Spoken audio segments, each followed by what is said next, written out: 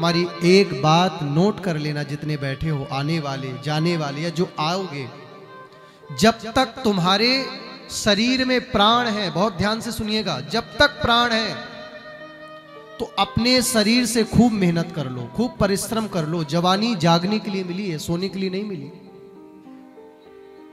25 से 35 साल की जो अवस्था है, जितने बच्चे हैं, छोटे छोटे बालक हैं, मैं माताओं से 7 दिन तक हर कथा में अपनी निवेदन करता हूं कि बालकों को जरूर लाइए, बच्चों को जरूर लाइए। हमारे 2 सूत्र याद रखना, ये सूत्र हमने अपने जीवन में धारण किया है और इनके धारण करने के बाद जो हमें अनुभव हुआ है वो अनुभव हम आपसे कह रहे हैं। कोई भैया संसार में छोटा बन के परमात्मा ने किसी को भेजा ही नहीं, सबको समान बना के भगवान ने भेजा है। मानव अपने कर्मों से छोटा रह जाता है और अपने ही कर्मों से मानव बड़ा बन जाता है। को न काहु दुख सुख कर दाता, निज कृत कर्म भोग सब भ्राता। जब निषाद राज केवट राम जी से कहने लगे तो लक्ष्मण जी ने यह बात कही थी कि कोई किसी के दुख सुख का कारण नहीं होता। तो मैं भागवत की कथा प्रारंभ करूं इससे पहले आप लोग अपने अंतःकरण से ये बात निकाल दीजिए कि मैं कुछ नहीं कर पाऊंगा या मैं कुछ नहीं कर सकता, मैं तो दुनिया के तानों में दब गया, दुनिया ने मुझे दबा दिया, उसने मुझे आगे नहीं बढ़ने दिया, इसके कारण मैं डिप्रेशन में चला गया। गलत। जिनकी कथा हम सुनने जा रहे हैं या जिसने इस कथा को लिखा, बहुत ध्यान से सुनिएगा, उन्होंने 17 पुराण लिख दिए थे। भागवत भगवान और भक्त के मध्यस्थ की चर्चा है। जिन्होंने अपनी लेखनी से इस कथा का शुभारंभ किया, मेरे भाई बहन, वो 17 पुराण लिख चुके थे, लेकिन मन को शांति नहीं मिली थी। मन को शांति कब मिली? जब कोई सहायक बना। सहायक कौन बना? नारद जी सहायक बने और नारद जी ने बताया आप भागवत लिखिए। और भागवत लिखने के लिए कहां गए? बोले सरस्वती नदी के तट का आश्रय लिया है। तो बहुत ध्यान से सुनना, इस जगत में हम लोग आए ही हैं अपनी करनी सुधारने। तो जब तक तुम्हारे शरीर में प्राण है, जब तक तुम्हें ये श्वासें अनमोल मिली हैं, बड़ी कृपा करके परमात्मा ने एक बार तुम्हें नर्तन दिया है। बताओ हाँ या ना? बहुत कृपा करी नर्तन देने के लिए? नहीं, बहुत कृपा करके भगवान ने एक बार तुम्हें नर्तन दिया। 84 लाख योनियों में एक योनि है गौवंश की योनि। बहुत ध्यान से सुनेंगे, किसकी योनि है? बोले किसकी योनि? गौवंश की योनि। मुख से बोलिए गौवंश। 84 लाख योनियों में अंतिम योनि प्राप्त होती है गौवंश की योनि। मानव को कूकर, सूकर, कुत्ता, बिल्ली, भैंस, बकरा, गाय, अंत में आकर के गाय की योनि मिलती है। और अंतिम योनि जब गौवंश की योनि मिलती है, तभी मानव परम पवित्र हो जाता है, तभी मानव एकदम स्वच्छ हो जाता है और फिर उसके बाद उसे मानव बनाया जाता है। 84 लाख में भटक भटक के अंतिम योनि गौवंश की पाई। इसीलिए कहते हैं कि गाय के शरीर में 34 कोटि देवता हैं।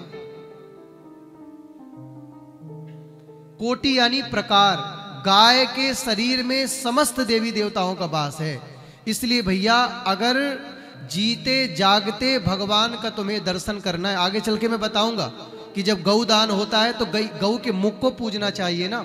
गाय के मुख को क्यों नहीं पूजा जाता? गाय के पूंछ से ही गैया क्यों दान कराई जाती है? अग्रभाग शुभ माना जाता है, पीछे का भाग क्यों पूजा जाता है? यानी कि भगवान ने, यदि भगवान की बनाई गई प्रकृति के विरुद्ध आप आचरण करेंगे, विरुद्ध कार्य करेंगे, तो चाहे जो भी हो उससे भगवान उसका अधिकार छीन लेते हैं। अब ये क्यों अधिकार छीना गया? मुख वाला गाय की पूंछ ही क्यों पुजाई जाती? आगे मैं कथा क्रम में बताऊंगा। तो भैया ध्यान से सुनिएगा, गौवंश के बाद ही मानव को एक बार मनुष्य का तन मिला है। बहुत कृपा करी उस नारायण ने, बहुत कृपा, आपके पुण्य है प्यारे।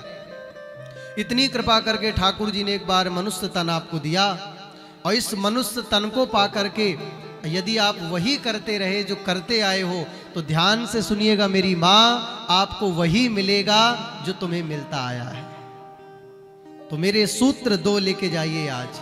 जब तक जीवन है, जब तक जवानी है, जब तक घुटने साथ दे रहे हैं, हाथ उठ रहे हैं, नेत्र देख पा रहे हैं, कान सुन पा रहे हैं, जिह्वा स्वाद ले रही है, तब तक खूब परिश्रम कर लो, खूब परिश्रम कर लो।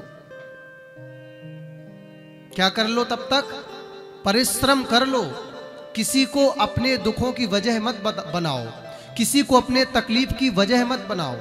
इसके कारण ये हुआ, उसके कारण वो हुआ, कोई किसी को कुछ नहीं करता, ये सब हमारे कारण हुआ। ये स्वीकार कर लेना, वही सच्चा तो मानव है। ये स्वीकार कर लो। और दूसरी बात, जब तक तुम्हारी घर में चल रही है तब तक 2 पैसा दान कर लो। यही जीवन की सार्थकता है प्यारे, बाकी सब जीवन निरर्थक है। जीवन निरर्थक था, उसने कृपा कर दी तो एक बार शायद हम सुधर जाएं, इसलिए मानव तन दे दिया। और इस मानव तन को पाके भी यदि हमने निरर्थक कर दिया, गंवा दिया मानव तन, तो याद रखना फिर दोबारा मिलेगा या नहीं, कोई भरोसा नहीं प्यारे, कोई भरोसा नहीं। क्योंकि इस संसार में कोई दूध का धुला नहीं है। इस बार मैं बहुत सारी चर्चाएं आपसे करने के लिए आया हूं, क्योंकि 2026 है। आपके जो भी डाउट होंगे आत्मा के विषय में, परमात्मा के विषय में, हमें कौन देखता है, ऊपर जाके क्या होता है, कौन सजा देता है, हम तो यहीं मर जाते हैं, इस ऊपर किसने देखा। अभी कोई बात होती ना कि भैया ऐसा मत करो, ऊपर वाला सब देख रहा है, तो एक शब्द कान में आता, अरे कोई ऊपर वाला नहीं देख रहा है, कौन किसको देखता है, मौज लो, मस्ती लो, किसने देखा कल की। मैं आपको प्रैक्टिकल करके, विज्ञान वाले, साइंस वाले जितने बैठे सबको सिद्ध करके बताऊंगा कि ऊपर वाले ने तुम्हारे अंदर ऐसा क्या लगा के भेजा है कि जिसके माध्यम से तुम्हारे करामात के सारे करतूतें ऊपर वाला 1 मिनट में तुम्हारे सामने प्रकट कर देगा। हाँ श्रीमान जी, क्या कह के गए थे, क्या करके आए हो, रोमटे खड़े कर देता है ऊपर वाला। तो बहुत ध्यान से सुनिए हमारी बात। जब तक शरीर में प्राण है तो संघर्ष कर लीजिए, खूब जुट लीजिए। एक बात सुनिएगा हमारी, जवानी ऐसी जियो कि बुढ़ापे में पछताना ना पड़े। सुन रहे हैं क्या हमारी बात सब लोग? जवानी ऐसी जियो कि बुढ़ापे में पछताना ना पड़े, और बुढ़ापा ऐसा जियो कि फिर दोबारा कलयुग में आना ना पड़े, फिर दोबारा कलयुग में ना आना पड़े। हम लोग आए तो सतयुग में आए, त्रेता में आए, द्वापर में आए, लेकिन कलयुग में भैया बिल्कुल ना आए। ऐसी जियो, ऐसा बुढ़ापा तभी बनेगा जब आज अपनी जवानी को आप लोग सार्थक बनाओगे।